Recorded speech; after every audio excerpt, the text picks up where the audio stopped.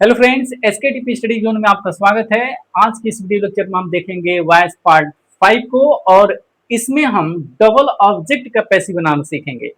मित्रों, हमारी प्रयास यही होती है कि किसी भी टॉपिक को इस कदर पढ़ा जाए कि उसे जीवन में दोबारा कभी पढ़ने की जरूरत न पड़े और न ही उसमें कभी 1% कंफ्यूजन रहे। समझ रहे हैं?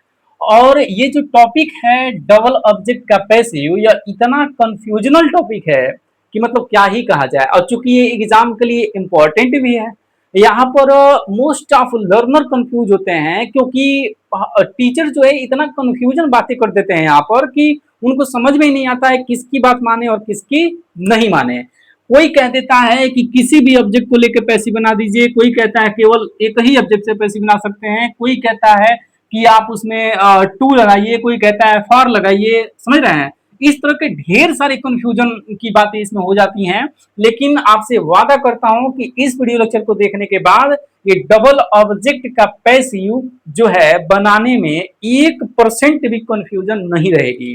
तो चलिए इस वीडियो को शुरू करते हैं और देख लेते हैं कि इस डबल ऑब्जेक्ट का पैसिव हम कैसे बना सकते हैं। तो देखिए यहाँ पे एक रूल लिखा हुआ है कि यदि किसी वाक्य में दो ऑब्जेक्ट हो, समझ रहे हैं ना, दो ऑब्जेक्ट हो तो उसका पैसिव वॉइस बनाते समय किसी भी एक ऑब्जेक्ट से बना सकते हैं। समझ रहे हैं मित्रों? लेकिन इनडायरेक्ट ऑब्जेक्ट, समझ रहे हैं, जिसे पर्सनल प्रोनाउन भी आप कह सकते हैं, से बनाना ज्यादा अच्छा माना जाता है। शायद आप समझे नहीं। इससे पहले की ये लाइन आपको अच्छे से समझाएं, कुछ कमजोर छात्रों के लिए एक छोटी सी बात बता देता हूं। ये ऑब्जेक्ट मैंने बताया है, हमने 10 से पहले का बेसिक एक सीरीज बनाया है, उसमें जो है उस सीरीज में हमने ऑब्जेक्ट वीएस कॉम्प्लीमेंट को डिटेल से बताया है कि ऑब्जेक्ट क्या होते हैं, कितने प्रकार के होते हैं। तो जिन बच्चों को ऑब्जेक्ट पे पकड़ नहीं है वह बच्चे उन वीडियो को जरूर देखें। समझ रहे हैं? लेकिन फिर भी थोड़ा सा बता देते हैं क्योंकि मामला जब केवल ऑब्जेक्ट की हो रही है, यहाँ पर ऑब्जेक्ट पे फोर्स किया जा रहा है, तो ऑब्जेक्ट आपको पता होना चाहिए। जैसे मैंने यहाँ पे एक टर्म यूज किया कि सर इनडायरेक्ट ऑब्जेक्ट, समझ रहे हैं? तो इनडायरेक्ट ऑब्जेक्ट क्या होता है कि नहीं, डायरेक्ट ऑब्जेक्ट क्या होता है। तो यहां पर मैं आपको सबसे पहले बता दूं कि ऑब्जेक्ट किसे कहते हैं। तो कुछ परिभाषा वगैरह नहीं, सिंपल से एक बात याद रखिए कि किसी भी वाक्य की जो क्रिया है उसमें किसे या फिर क्या, समझ रहे हैं, किसे की जगह पे आप किसको भी कह सकते हैं। तो किसे या फिर क्या लगा के प्रश्न कीजिए और यदि कुछ आंसर मिले तो उसे ऑब्जेक्ट कहते हैं, पहली बात। और दूसरी बात कि सर ऑब्जेक्ट कितने प्रकार के होते हैं, तो ऑब्जेक्ट दो तरह के होते हैं मित्र। पहला होता है जिसे कहते हैं डायरेक्ट ऑब्जेक्ट, समझ रहे हैं, डायरेक्ट ऑब्जेक्ट, और दूसरा होता है जिसे कहते हैं इनडायरेक्ट ऑब्जेक्ट। ठीक है? तो यहाँ पे देखिए, डायरेक्ट ऑब्जेक्ट को नॉन लिविंग ऑब्जेक्ट कहते हैं और इनडायरेक्ट ऑब्जेक्ट को लिविंग ऑब्जेक्ट कहते हैं। आई होप आप समझ गए होंगे। तो यहाँ पे देखिए क्या कह रहा है कि जब किसी वाक्य में दो ऑब्जेक्ट आएंगे, समझ रहे हैं, हेडिंग में वही है कि डबल ऑब्जेक्ट का पैसिव वॉइस कैसे बनाए। तो दो ऑब्जेक्ट आएंगे तो कह रहा है कि पैसिव वॉइस किसी भी एक ऑब्जेक्ट को सब्जेक्ट बनाकर आप बना सकते हैं। ठीक है? लेकिन लेकिन लेकिन लेकिन यहाँ पे क्या कह रहा है मित्र, लेकिन यहाँ पे देखिए कह रहा है कि इनडायरेक्ट ऑब्जेक्ट, अभी हमने क्या बताया कि इनडायरेक्ट ऑब्जेक्ट का मतलब है लिविंग ऑब्जेक्ट। समझ रहे हैं? लिविंग ऑब्जेक्ट से पैसिव बनाना बनाना ज्यादा अच्छा माना जाता है। समझ रहे हैं? और यहाँ पर इसके लिए एग्जाम्पल भी नीचे लिखा हुआ है, लेकिन दो नॉट है, समझ लीजिए पहले इसको, क्योंकि ये बात आप समझ गए कि दो ऑब्जेक्ट दिया है तो दोनों में से किसी एक को लेकर के हम पैसिव बना सकते हैं। लेकिन ज्यादा बेटर होगा, यानी बेस्ट होगा, बेटर नहीं बेस्ट होगा कि आप इनडायरेक्ट ऑब्जेक्ट मतलब लिविंग वाले को लेके बनाएं। समझ रहे हैं? अच्छा, कुछ बच्चे सोच रहे होंगे कि सर कोई जरूरी है कि वो लिविंग होगा तो दूसरा नॉन लिविंग होगा, कि आपको कह रहे हैं कि लिविंग को लेके बनाएं। समझ रहे हैं? हाँ मित्र, ये जरूरी है। यदि दो ऑब्जेक्ट आए हैं तो गारंटेड उसमें एक आपका लिविंग होगा और दूसरा नॉन लिविंग होगा, अर्थात एक डायरेक्ट होगा और दूसरा इनडायरेक्ट होगा। समझ में आया? अब देखते हैं यहाँ पे कुछ नोट लिखा है। नोट क्या कह रहा है कि पहला नोट यहाँ पे देखिए क्या है, कह रहा है कि बाई प्लस ऑब्जेक्ट का प्रयोग सेंटेंस के अंत में किया जाता है। यह बात कमजोर छात्रों को नहीं समझ में आएगी। बाई प्लस ऑब्जेक्ट का मतलब क्या है कि जब एक्टिव से पैसिव बनाते हैं तो हमने क्या सीखा है, हमने पिछले वीडियो लेक्चर में सीखा है कि सब्जेक्ट प्लस V1 प्लस मान के चलिए यहाँ पे ऑब्जेक्ट। ठीक है? तो जब इसका पैसिव बनाते हैं तो इस ऑब्जेक्ट को सब्जेक्ट के स्थान पर लाया जाता है। तो सपोज करिए यहाँ पे मी है तो इस सब्जेक्ट के स्थान पे आता था तो आई हो जाता था, और यदि यहाँ पर आई है तो ऑब्जेक्ट के स्थान पे आगे क्या हो जाता था, मी। तो वही कह रहा है कि जब पैसिव बनाते समय इस सब्जेक्ट को आप ऑब्जेक्ट बनाएंगे ना और इसको बाई के साथ लिखते थे, तो वही कह रहा है कि यहाँ पर जिसमें डबल ऑब्जेक्ट है उसके लिए बता रहा हूं कि बाई प्लस ऑब्जेक्ट, मतलब सब्जेक्ट को ऑब्जेक्ट जब बनाएंगे तो उसको बाई के साथ लिखेंगे आप। तो कह रहे हैं कि बाई प्लस ऑब्जेक्ट का प्रयोग सेंटेंस के अंत में किया जाता है, इस बात को ध्यान में रख लीजिएगा, पहली नोट। और दूसरा नोट क्या कह रहा है कि यदि एक्टिव वॉइस से पैसिव वॉइस डायरेक्ट ऑब्जेक्ट से बना रहे हैं, ध्यान रखिएगा, हमने क्या बोला कि इनडायरेक्ट से बनाना ज्यादा अच्छा होता है, लेकिन यदि आप डायरेक्ट से बनाएंगे ना, डायरेक्ट ऑब्जेक्ट अर्थात नॉन लिविंग ऑब्जेक्ट से पैसिव बना रहे हैं, तो वहां पर एक छोटी सी टर्म है ग्रामेटिकल, उसको आपको याद रखना है। तो कह रहा है कि यदि आप डायरेक्ट ऑब्जेक्ट मतलब कि नॉन लिविंग ऑब्जेक्ट से बना रहे हैं आप, तो कह रहा है कि 99% इनडायरेक्ट ऑब्जेक्ट को वर्ब के तुरंत बाद टू के साथ लिखते हैं, समझ रहे हैं ना, टू के साथ लिखा जाता है। अभी एग्जांपल के जरिए सारी चीजें क्लियर हो जाएंगी। कह रहा है कि टू के साथ लिखा जाता है, कह रहा है कि buy make cook get etc, जैसे कुछ वर्ब ऐसी हैं जिनके साथ सेंस के अनुसार फॉर लगाना ज्यादा अच्छा होता है। आप कंफ्यूज हो गए तो मैं बता दूं आपको, मैंने कहा कि जब पैसिव आप इनडायरेक्ट से बना रहे हैं तो कोई प्रॉब्लम नहीं है, मतलब लिविंग ऑब्जेक्ट को लेकर बना रहे हैं, इनडायरेक्ट मतलब लिविंग ऑब्जेक्ट, तो कोई दिक्कत नहीं है। लेकिन यदि आप नॉन लिविंग को लेकर पैसिव बना रहे हैं तो वहां पे एक प्रॉब्लम आपके साथ होगी, एक छोटी सी बात याद रखना है आपको कि जब डायरेक्ट अर्थात नॉन लिविंग को लेकर बनाएंगे आप, तो जो ये जो इनडायरेक्ट ऑब्जेक्ट एक बचा रहेगा ना, मतलब एक लिविंग बचा रहेगा ना, अरे भाई नॉन लिविंग को लेकर आप बनाएंगे तो लिविंग वाला ऑब्जेक्ट एक बचा रहेगा ना, क्योंकि इसमें तो दो ऑब्जेक्ट आएगा, तो उस लिविंग वाले ऑब्जेक्ट को टू के साथ लिखना है, ऐसा 99% करना है, ठीक है। और 1% केसेज में कुछ वर्ब ऐसी हैं जिनको फॉर के साथ लिखना होता है, समझ रहे हैं, सेंस है, अच्छा लगता है, ठीक है। उसमें दो चार वर्ब मैंने लिख दिया 1% में, जैसे कि बाई है, मेक है, कुक है, गेट है, ठीक है। मिला के ये समझ लीजिए कि इनके साथ फॉर लगेगा और बाकी कोई भी वर्ब आ रहा है और वहां पे इनडायरेक्ट को हमको लिखना है तो उसको टू के साथ लिखिएगा, वही कह रहे हैं 99%, ठीक है। अब देखिए, अब कोई नॉट नहीं है, कोई बट नहीं है, अब सीधे बनाते हैं और एग्जाम्पल को समझ लेते हैं। देखिए हमने क्या कहा, यहाँ पे एग्जाम्पल दे रखा है कि द टीचर टाट हर इंग्लिश, ठीक है। अब पहले कमजोर छात्रों के लिए फाइंड आउट करते हैं कि सर इसमें ऑब्जेक्ट है कि नहीं है और है तो कितना है। तो चलिए हमने दो वर्ड बताया बेटा, यहाँ पे किसे बताया, सॉरी देखिए हमने क्या बताया, क्या बताया और किसे बताया, ये दो चीजों से आप प्रश्न कीजिए क्रिया में लगा के। तो क्वेश्चन कीजिए क्या पढ़ाया गया, तो बात आएगी इंग्लिश पढ़ाया गया, तो बताइए ऑब्जेक्ट हुआ कि नहीं हुआ। आगे कह रहा है किसे पढ़ाया गया, तो आंसर आएगा उसे पढ़ाया गया, तो इसका नाम भी क्या हुआ जी, ऑब्जेक्ट हुआ, दो ऑब्जेक्ट हो गए, है ना, ये समझ में आ गया। अब दो ऑब्जेक्ट हो गए, सर हमने क्या बोला कि यदि किसी वाक्य में दो ऑब्जेक्ट आएगा तो गारंटेड उसमें एक लिविंग होगा और दूसरा नॉन लिविंग होगा, और लिविंग को ही हम लोग बोलते हैं इनडायरेक्ट ऑब्जेक्ट और नॉन लिविंग को हम लोग बोलते हैं डायरेक्ट ऑब्जेक्ट। अब इससे आसान क्या होगा यार, तो यहाँ पे देखिए, तो इसमें देखिए और एक का आपका, तो ये जगह हर क्या है, हर कोई व्यक्ति है ना, कोई कोई महिला है, कोई फीमेल होगी, तो यहाँ पर इसको हम बोलेंगे, क्या बोलेंगे बाबू, इसका नाम हम रखते हैं, देखो बेटा इसका नाम रखते हैं इनडायरेक्ट ऑब्जेक्ट, इसी को तो हम लोग लिविंग बोल रहे थे, और इसको रखते हैं इंग्लिश क्या है, क्योंकि ये क्या है डायरेक्ट ऑब्जेक्ट है, मतलब ये नॉन लिविंग को एक सब्जेक्ट का नाम है, तो ये सॉरी मतलब डीओ, ये डायरेक्ट ऑब्जेक्ट है, ठीक है। अब देखिए डायरेक्ट इनडायरेक्ट हो गया। अब हमने क्या बताया, हमने पहला रूल, एक रूल में बताया है, समझ रहे हो ना। तो रूल क्या कहा मैंने कि इनमें से दोनों में से किसी एक को लेकर आप पैसिव बना सकते हैं, अच्छी बात है, लेकिन बताते समय दो नोट याद रखना है। पहला नोट क्या कह रहा है, यदि आप देखिए इनडायरेक्ट, इनडायरेक्ट मतलब क्या, लिविंग, यदि इसको लेके आप पैसिव बना रहे हैं, इसको आप सब्जेक्ट बना के पैसिव बना रहे हैं, तब तो कोई प्रॉब्लम नहीं है। लेकिन यदि आप बेटा इसको लेके बना रहे हैं ना, तो यहाँ पर ये जो जिंदा वाला बचेगा ना, इसको टू के साथ लिखना है, समझ में आया। और दूसरा नोट क्या कह रहा था, सॉरी मतलब ये पहला नोट, पहला दूसरा से कोई बात नहीं है, मतलब ये दूसरा ही समझा दिया मैंने। अब पहला देखिए क्या कह रहा था कि ये जो सब्जेक्ट है जिसको आप ऑब्जेक्ट बनाते हैं तो बाई के साथ लिखते हैं ना, तो ये पहले नोट में कह रहे थे कि बाई प्लस ऑब्जेक्ट, मतलब इस सब्जेक्ट उधर जाकर ऑब्जेक्ट बनता है उसको बाई प्लस ऑब्जेक्ट कह रहा है, का प्रयोग सेंटेंस के अंत में करना है। तो देखिए यहाँ पे, देखिए इसको हमेशा सब में बाई प्लस ऑब्जेक्ट, देखिए यहाँ पे बाई प्लस ऑब्जेक्ट मतलब कि टीचर, तो by the teacher, by the teacher, by the teacher, इसको देख रहे हैं। और यहाँ पे भी ये इस सेंटेंस को थोड़ा सा एंशिएंट है, इसको स्टार लगा के रखिएगा, लास्ट में मैंने लिखा है कुछ समझाने के लिए, ठीक है। ये तीन सेंटेंस को देखिए, सब में बाई द टीचर अंत में लिखा गया है, तो यही नोट ये वाला कह रहा था कि ये जो बाई के साथ आप सब्जेक्ट को ऑब्जेक्ट बना के लिखते हैं तो सेंटेंस के सबसे लास्ट में लिखिएगा। ठीक है, एक डबल ऑब्जेक्ट के केस में ऐसा बताया जा रहा है। ठीक है, इस वीडियो के बाद भी यदि कंफ्यूजन रह गया तो समझ जाइए आप कहीं नहीं सीख पाएंगे। तो यहाँ पे देखिए कह रहा है कि तो ये सब्जेक्ट को जो है बाई के साथ सबसे लास्ट में लिखना है। ठीक है, तो सबसे लास्ट में ये बात, ये पहला नोट कह रहा था। और दूसरा नोट क्या कह रहा था कि यदि आप डायरेक्ट से बना रहे हैं, डायरेक्ट ऑब्जेक्ट से बना रहे हैं, तो फिर जो ये जो इनडायरेक्ट बचेगा इसको टू के साथ लिखना है और नहीं तो फॉर के साथ लिखना है। तो यहाँ पे 4 गो वर्ड है जिसके साथ फॉर लगेगा, बाकी सबके साथ टू लगेगा, इसको रट लीजिए। ठीक है, सिंपल सी बात। ठीक है, और यदि आप इनडायरेक्ट से बना रहे हैं तो टू और फार है, दूसरा नोट का कोई बात नहीं है, फार के फेंक दीजिए इसको। ठीक है, चलिए अब देखते हैं। तो यहाँ पे देखिए हमने यदि इस हर से बनाया मतलब इनडायरेक्ट से बनाया है, तो यहाँ पे देखिए तो ये सी लगाया, चूंकि पास्ट इंडेफिनिट है तो ये वाज बनाया, इसका थर्ड फॉर्म इसमें आता है ये पैसिव में।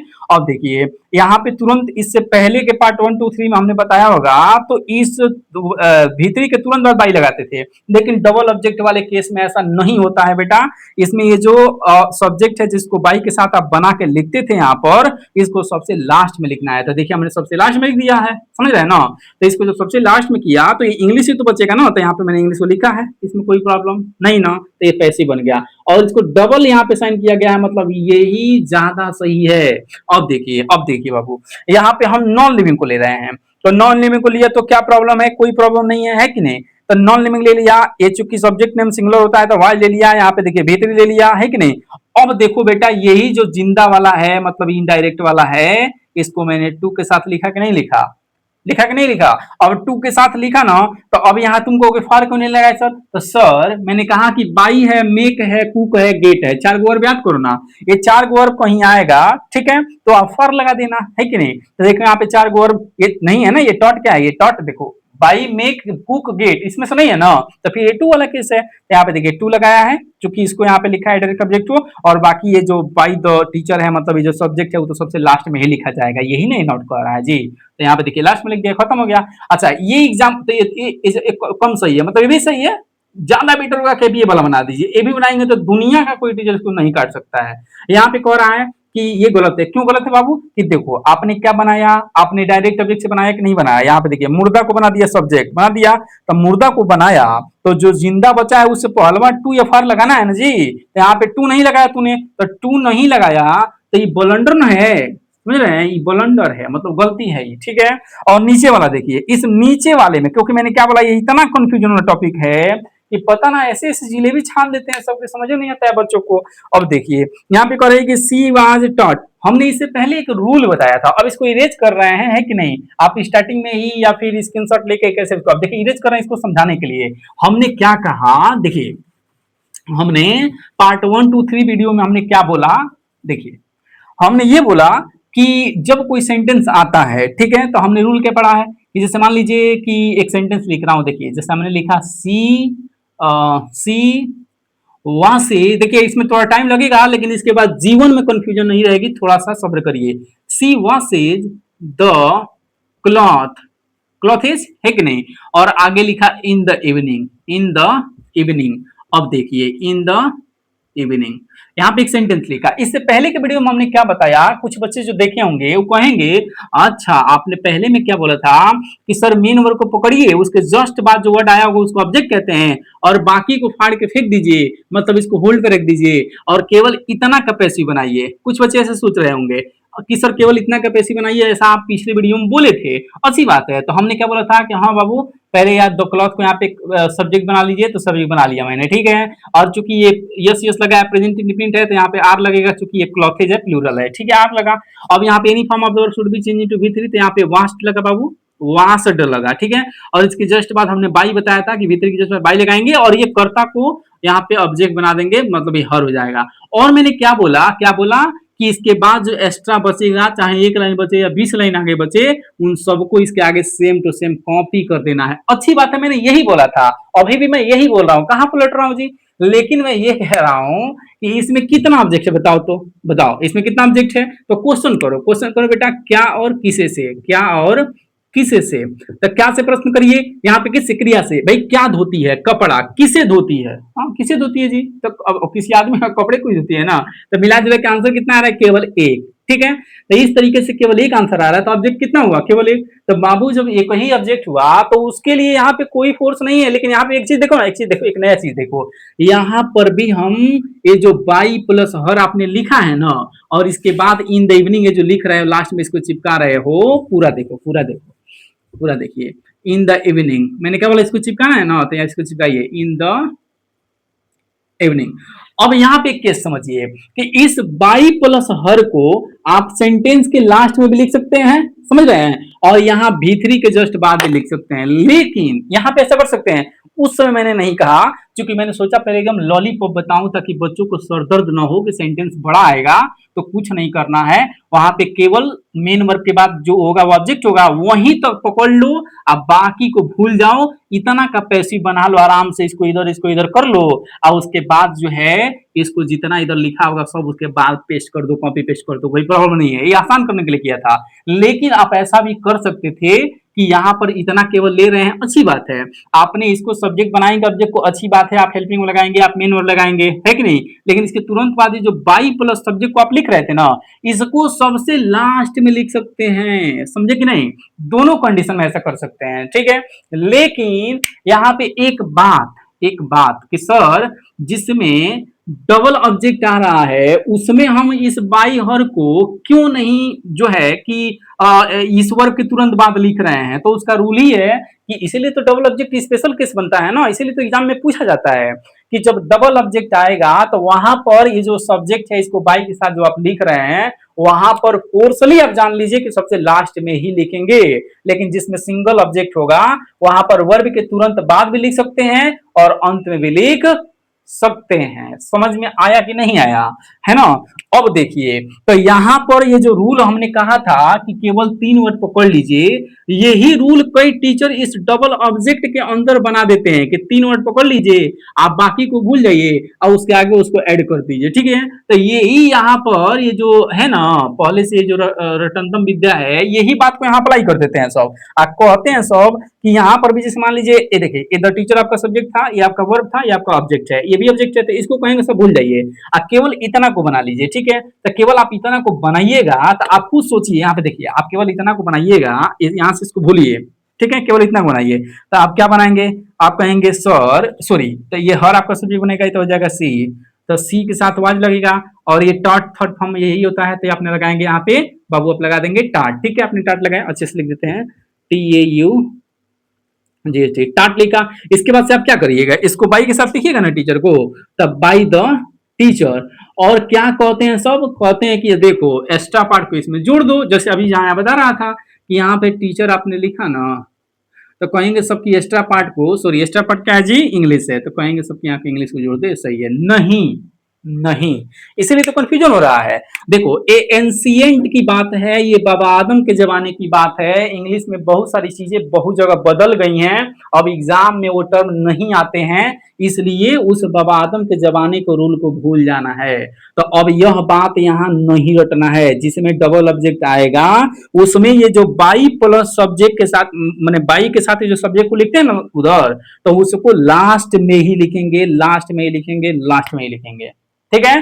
तो ये बाबा आदम के जमाने का रूल है, इसको गलत ही कर दीजिए, एंशिएंट रूल है, समझ रहे हैं। एक आखिरी एग्जांपल देख लीजिए, वीडियो लंबा जरूर हुआ, लेकिन हमें 100% भरोसा है कि आपको डबल ऑब्जेक्ट का पैसिव के साथ ढेर सारे कंफ्यूजन तो से यह 100% क्लियर हुआ होगा, और यदि नहीं हुआ तो आप कमेंट बॉक्स में कमेंट करिए कि सर अभी मुझे नहीं हुआ, ठीक है ना। फिर हम उस पर विचार करेंगे कि हमने कहाँ पे क्या गलती किया, बहसबाजी तो किया लेकिन बच्चे नहीं समझ पाए, कोई बात नहीं, हम फिर प्रयास करेंगे, लेकिन अपने जानने में मैंने कोई कसर नहीं छोड़ा है कि आपको समझ में नो आए डबल ऑब्जेक्ट का पैसिव, ठीक है। अब देखिए यहाँ पर, देखिए क्या लिख रहा है कि ही बॉट, अब मैंने क्या बोला बेटा, यहाँ पे 4 वर्ड बोला ना, देखिए बाई बोला, मेक बोला, है कि नहीं, उसी तरीके से गेट बोला, कुक बोला, ये 4 वर्ड बोला कि नहीं बोला, तो इसको रटिए, और मैंने क्या बोला कि इनके साथ फॉर लगा के लिखिएगा, और ये फॉर टू लगाते कब है, लगाते कब है जी, लगाते तब हैं जब हम आप डायरेक्ट ऑब्जेक्ट मतलब कि living sorry non living object से पैसिव बनाते हैं, नॉन लिविंग वाले से बनाते हैं तो जो लिविंग ऑब्जेक्ट में बच जाता है उसको टू या फॉर के साथ लिखते हैं, तो उसमें 4 वर्ड जो है ये फॉर के साथ लिखेंगे, यही तो कह रहे थे। तो आइए देखते हैं यहाँ पे बाई का बाट हुआ है ना, मतलब यहाँ पे फॉर लगेगा, इस बात को याद रखिए, रट्टा मारो है कि नहीं। चलिए अब देखिए यहाँ पर इसको यदि आप लेकर के बनाते हैं लिविंग वाले को तब तो ये टू और फॉर की कोई कहानी नहीं है, ठीक है। लिविंग वाले को लेकर बनाते हैं तो कोई कहानी नहीं है। तो आपने लिविंग को लिया है, आई बन गया, पांच लिखेंगे तो वाज हो गया, यहाँ भी3 हो गया है कि नहीं। और उसके बाद से हमने क्या बोला, आप जस्ट बाद क्या लगा रहे थे बाई हिम, लेकिन नहीं इसको सबसे लास्ट में लिखना, यही पहला नोट कर रहा था। देखिए मैंने सबसे लास्ट में लिखा, सबसे लास्ट में लिखा, सबसे लास्ट में लिखा, ठीक है। और क्या बचा अबुक, तो अबुक यहाँ पे लिखा कि नहीं लिखा, लिखा ना। और इसमें कहीं टू फॉर लगाया जी, नहीं लगाया। तो ये तो 100% नहीं 101% सही है कि नहीं। अब देखिए दूसरा क्या है कि सर हम नॉन लिविंग से भी बना सकते हैं, समझ रहे, सॉरी मतलब हाँ नॉन लिविंग से बना सकते हैं, मतलब डायरेक्ट ऑब्जेक्ट बना सकते हैं। ये डायरेक्ट ऑब्जेक्ट है, ठीक है, मुर्दा है, समझ रहे हो, एगो मुर्दा है, एगो जिंदा, दो को याद करो ना, छोड़ो डायरेक्ट इनडायरेक्ट, फाड़ो उसको। तो यहाँ पे कह रहा है कि मुर्दा से बनेगा। अब मुर्दा से बनेगा तो इसमें टू ऑफ आर आएगा, क्योंकि मुर्दा को जब सब्जेक्ट बनाया जाएगा तो जिंदा इधर रह जाएगा ना, तो जिंदा कुछ घूस मांगेगा, तो उसी घूस के रूप में आपको देना है टू या और, समझ में आया। अब देखिए तो चलिए, तो मुर्दा को जब आप यहाँ पे मेन स्थान दे देंगे तो जिंदा तांडव करेगा ना, तो इसी जिंदा के लिए आपको क्या करना है जी, टू या फॉर देना है। तो चूंकि 4 वर्ड जो है ये फॉर लेगा और बाकी सब क्या लेगा, टू लेगा, है कि नहीं। तो यहाँ पे देखिए, तो आपने कहा बुक मुर्दा को बनाया, इसके अनुसार सिंगुलर सब्जेक्ट लगाते हुए थर्ड फॉर्म लगा है कि नहीं, सिंगुलर वर्ब लगा, हेल्पिंग वर्ब, हेल्पिंग लगा, उसके बाद से थर्ड फॉर्म लगा है कि नहीं। अब देखिए ये जिंदा बच्चा तांडव कर रहा है तो इसको क्या दे दीजिए, फॉर दे दीजिए, ठीक है। और ये जो बाई प्लस हिम है इसको तो लास्ट में लिखना है, कहते कहते मुंह दुखा गया मुझे, है कि नहीं। तो इस तरीके से ये आपने लास्ट में लिख दिया। अब देखिए तो फिर इसको तो आपने फॉर लगाया, अच्छी बात है कि नहीं है जी, अच्छी है कि नहीं। अब देखो यहाँ पे तूने फॉर को उड़ा दिया, जैसे यहाँ पे टू को उड़ाया था तो सेंटेंस ब्लंडर हो गया, गलती नहीं ब्लंडर, इसको बहुत बड़ी गलती कहते हैं। तो यहाँ पे देखिए तो उसी तरह से यहाँ से फॉर को उड़ा दिया तो ब्लंडर हो गया ना, तो देख गलत हो गया। अब चूंकि हमने क्या बोला कि कुछ खतरनाक टीचर आज भी वो बाबा आदम वाला भूले नहीं है ना, उनका याददाश्त बड़ी खतरनाक है कि नहीं। तो उनको थोड़ा अपडेट कर दीजिए कि यहाँ पर ये जो कहे रहते हैं ना कि 4 को बनाना है, हम भी तो कोई रहते जी, लेकिन ये डबल ऑब्जेक्ट वाला है ना, इसमें नहीं होगा। तो यहाँ पे कह रहा है कि डबल ऑब्जेक्ट का है, तो ये डबल ऑब्जेक्ट वाला है कि नहीं। तो इसमें ऐसा नहीं होगा, कैसा कैसा जी, ऐसा कि इसमें केवल ये जो 3 का पैसिव बना करके इसको लास्ट में चिपका रहे थे ना, वो नहीं करेंगे, है ना। लास्ट में तो सबको इसको चिपकाना है बाई के साथ, ठीक है। तो देखिए यहाँ पे केवल 3 को लोगे, यहाँ पे आई किया, वाज किया, बॉट किया, बाई के साथ इसको चिपका दिया, इसे उतार दिया, तो ये गलत तो हो जाएगा, है कि नहीं। चलिए तो आज का वीडियो लेक्चर यहीं पे समाप्त करेंगे। इसमें हमने डबल ऑब्जेक्ट का पैसिव बताने का प्रयास किया है, और मैं आशा नहीं पूरी विश्वास के साथ कह सकता हूं कि जिसका दिमाग उठाने में होगा उसको भी समझ में आया होगा, और नहीं आया होगा तो आप कमेंट करिएगा, है कि नहीं। कमेंट बॉक्स में कमेंट कीजिएगा, 100% वीडियो बनाई जाएगी, फिर से बनाई जाएगी, फिर से प्रयास किया जाएगा, लेकिन सिखा के छोड़ा जाएगा। और मेरी बातें कुछ बुरी लगी तो हंसने के लिए बोलते हैं बेटा, इस चीज को बुरा ना मानिएगा। चलिए मिलते हैं नेक्स्ट वीडियो में। जय हिंद, जय भारत।